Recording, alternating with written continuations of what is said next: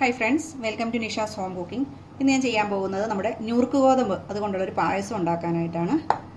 അപ്പോൾ ഇത് ഞാനിപ്പോൾ 1 കപ്പ് ഞുറുക്ക് ഗോതമ്പ് വെള്ളത്തിലിട്ട് കുറച്ച് നേരം വെള്ളത്തിലിട്ട് കുതിർത്തിട്ട് നല്ലപോലെ കഴുകി വെള്ളമെല്ലാം നല്ലപോലെ മാറ്റിയിട്ട് എടുത്ത് വെച്ചിരിക്കുന്നതാണ്. അപ്പോൾ ഞാനിത് ഒരു കുക്കറിലോട്ട് വേവിക്കാൻ പോവുകയാണ്.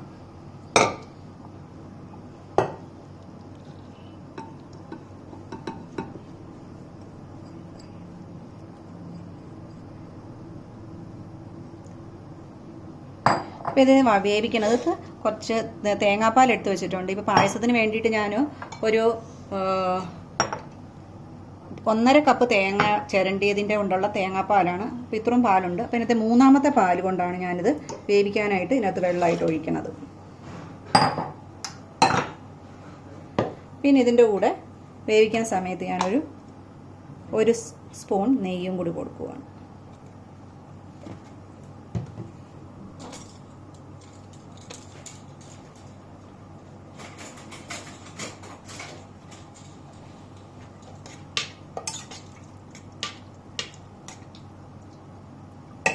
നമുക്ക് കുക്കറിൽ വേവിക്കാനായിട്ട്. ഇപ്പോൾ ശർക്കരയിലാണ് ഇത് ഉണ്ടാക്കുന്നത്. അപ്പോൾ ഞാനിപ്പോൾ ശർക്കരയുടെ പൗഡറാണ് എനിക്ക് കിട്ടിയിരിക്കുന്നത്. അപ്പോൾ ഞാൻ 1.5 കപ്പ് ശർക്കരയുടെ പൗഡർ എടുത്തിട്ടുണ്ട്. അപ്പോൾ നിങ്ങൾ ഏത് പാത്രം എടുക്കണം അതിൻ്റെ ഹാഫും കൂടി എടുക്കുക. അപ്പോൾ ഞാനൊരു 1/2 കപ്പ് വെള്ളം ഇതിനകത്ത് ഇത് ശർക്കര പാനിയാക്കാനായിട്ട് വെക്കുവാണ്. നമ്മുടെ ഗോതമ്പ് വേവിച്ച് ഇപ്പോൾ നന്നായിട്ട് കുക്കറിൽ ഒന്നടിച്ച് എടുത്തിട്ടുണ്ട്, നന്നായിട്ട് വെന്തിട്ടുണ്ട്. ഇനി നമ്മളൊരു ഉരുളി പോലത്തെ ചീനിച്ചട്ടി വെക്കുവാണ്. അതിനകത്തോട്ട് 1 സ്പൂൺ നെയ്യ് ഇട്ടു.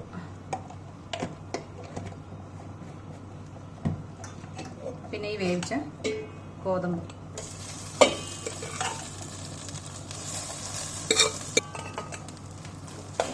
ഇനിയിപ്പോൾ നമ്മൾ ശർക്കര ഉരുക്കിയെടുത്തത് ഇതിനകത്തോട്ട് ഒഴിക്കുക.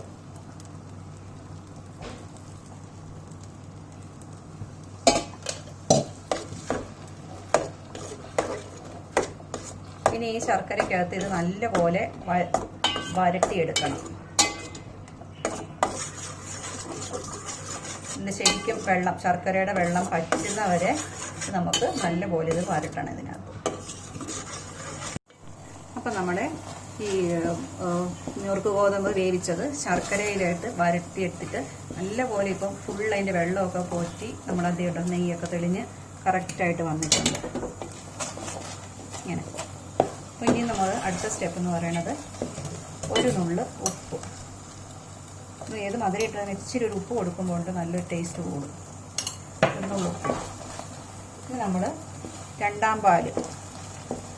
രണ്ടാമതെടുത്ത പാല് ഒഴിച്ച് കൊടുക്കുക.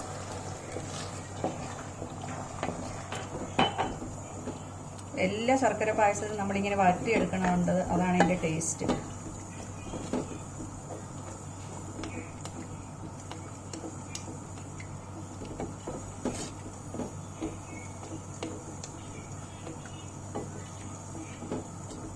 നന്നായിട്ടൊന്നും കൂടി ഇതിനകത്ത് നല്ലപോലെ തിളയ്ക്കണം.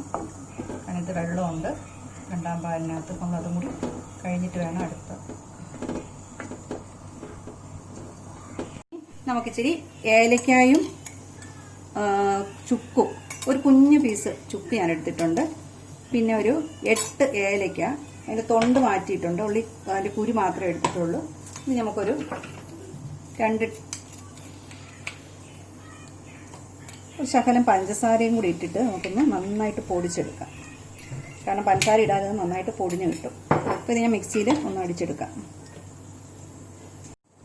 നമ്മൾ ഏലക്കയും ചുക്കും പഞ്ചസാരയും കൂടി പൊടിച്ചുകൊണ്ട് വന്നിട്ടുണ്ട്. നമുക്ക് ഇതിനകത്തോട്ട് ഇട്ട് കൊടുക്കാം.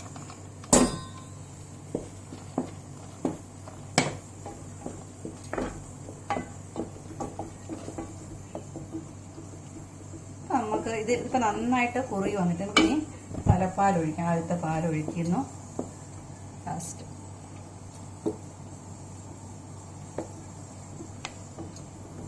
അപ്പോൾ നമ്മൾ 2ാമത്തെ ലാസ്റ്റ് പാലൊക്കെ ഒഴിച്ചിട്ടുണ്ട്. നമുക്ക് ഇനി ഇത് നിർത്താം.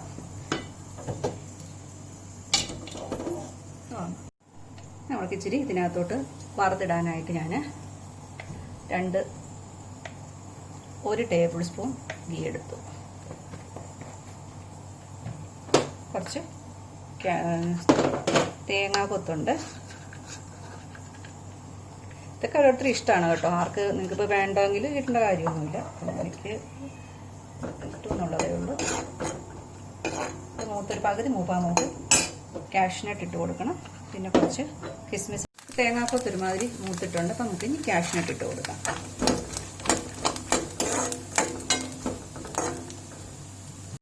നമുക്കിച്ചിരി കിസ്മിസ്, എൻ്റെ കയ്യിൽ കറുത്ത കിസ്മിസാണ് ഉള്ളത്. അതിൻ്റെ ഇച്ചിരി എള്ള്, കറുത്ത എള്ള്.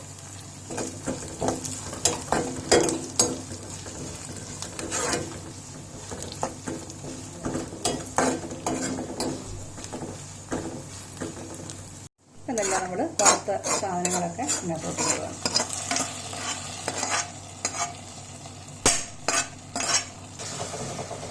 അപ്പം നമ്മുടെ ഞുറുക്ക് ഗോതമ്പ് പായസം റെഡി ആയിട്ടുണ്ട്. അപ്പം നിങ്ങൾക്ക് ഈ വീഡിയോ ഇഷ്ടപ്പെട്ടുവെങ്കിൽ നിങ്ങളൊക്കെ ചെയ്ത് നോക്കുക. ഇഷ്ടപ്പെട്ടിട്ട് അഭിപ്രായങ്ങൾ അറിയിക്കുക. നിങ്ങളുടെ ഫീഡ്ബാക്ക് ഇമ്പോർട്ടൻ്റ് ആണ്. പിന്നെ ലൈക്ക് ചെയ്യണം. അതുപോലെ ഇഷ്ടപ്പെടുവാണെങ്കിൽ ലൈക്ക് ചെയ്യുക, ഷെയർ ചെയ്യുക. സബ്സ്ക്രൈബ് ചെയ്യാത്തവർ സബ്സ്ക്രൈബ് ചെയ്യുക. ശരി, പുതിയൊരു വീഡിയോ ആയിട്ട് കാണുന്നവരെ ബൈ. Thanks for watching.